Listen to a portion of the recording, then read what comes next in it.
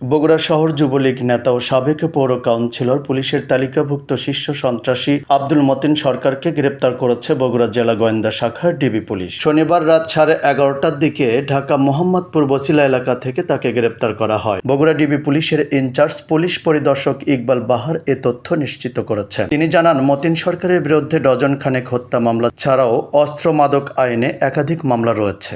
গত 5ই আগস্ট ছাত্র জনতার অভ্যুত্থানের পর নতুন করে একাধিক হত্যা মামলায় আসামি হয় তিনি আত্মগোপনে ছিলেন। তার নামে 10 বছরের সাজা, গ্রেপ্তারি পরোয়ানা সহ বৈষম্য বিরোধী আন্দোলনে 10টি মামলা রয়েছে।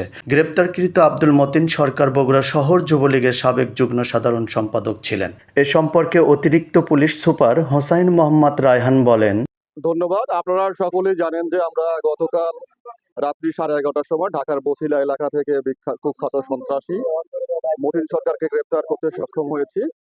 তাহার বিরুদ্ধে মোট 18টি মামলা রুজু হয়েছে। বৈষম্য বিরোধী মামলা হয়েছে 10টি। এছাড়াও তার বিরুদ্ধে হত্যা মামলা সহ অন্যান্য মামলা রয়েছে 8টি।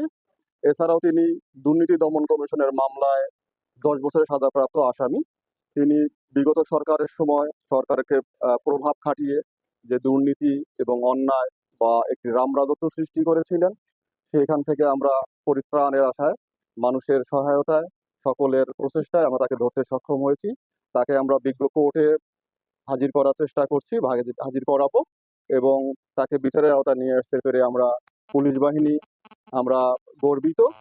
এই ছিল আমাদের কথা। এর বাইরে কোনো প্রশ্ন থাকলে আপনারা করতে পারেন। আমরা 7 দিনের রিমান্ড প্রেয়ার তার কাছ থেকে বিজ্ঞ আদালতের কাছ থেকে আবেদন করবো। না, আমরা প্রাথমিকভাবে তার কাছ থেকে কোনো প্রকার অবৈধ অস্ত্র উদ্ধার করতে পারিনি। আমরা রিমান্ডে এনে অভিযান পরিচালনা করে তার কাছ থেকে যদি অস্ত্র উদ্ধার করা সম্ভব হয়, আমরা সে প্রচেষ্টা অব্যাহত রাখবো। আমরা দীর্ঘদিন যাবত চেষ্টা করছিলাম, তিনি একটা আত্মগোপনে ছিলেন। আমরা দীর্ঘদিনের প্রচেষ্টায় ডিবি টিম কর্তৃক এবং অন্যান্য টিমের সহায়তায় আমরা তাকে ধরতে সক্ষম হয়েছি। বগুড়া খবর 24, সত্যের সাথে সবসময়।